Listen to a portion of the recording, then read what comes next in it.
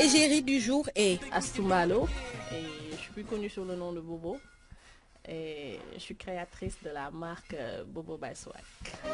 Après un passage au mannequinat, Bobo décide de jeter son dévolu vers le stylisme.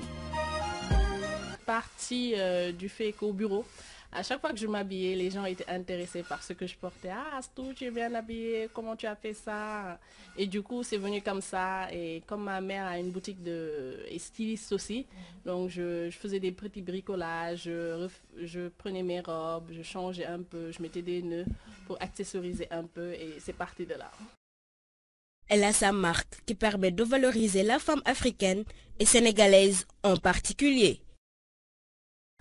La philosophie de la marque, c'est plutôt créer un chic à la sénégalaise. Comme j'ai lu le livre de Inès de la Frésange, qui était égérie de Chanel, donc qui parlait du chic à la parisienne, et je me suis dit, pourquoi pas faire le chic à la sénégalaise, utiliser nos tissus locaux pour créer des vêtements beaucoup plus modernes et plus corrects, parce que je tiens à l'image de la femme correcte, bien habillée, super classe et chic. Le surnom Bobo ne vient pas ex nihilo. Elle a sa petite histoire qu'elle va nous conter. Bobo, c'est parti d'une discussion par mail avec mes sœurs et quelques amis. Donc, au début, c'était Nawedi, qui veut dire Rafetna en poula.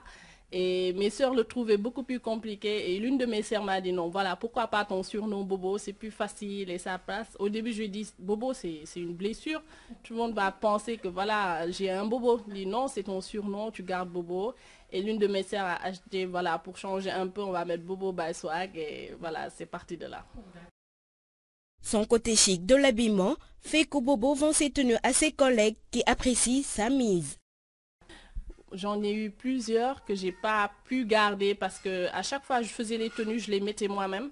Et quand j'arrivais au bureau, voilà, il y en a une qui me dit ah Bobo, je veux ta tenue. Je dis ah elle est à vendre donc tu peux prendre.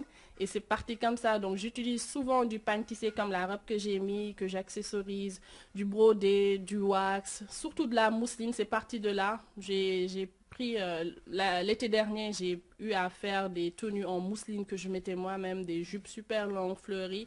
Et c'est parti de là. On peut dire que les ceintures et la mousseline, c'est mes accessoires de base. C'est ça que j'utilise le plus.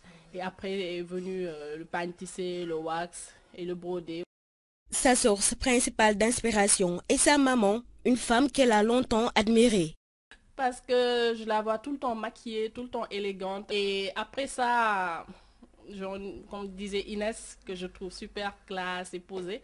Et disons Coco de Chanel. Et pour le côté correct et soft, je vais dire Coléardo. Alors, ceux qui désirent se procurer des belles tenues de Bobo n'ont qu'à se rapprocher de moi directement ou rendre sur ma page Facebook pour regarder. Mais là, on est en train de faire des travaux pour l'ouverture de la boutique, mais prochainement. Inch'Allah.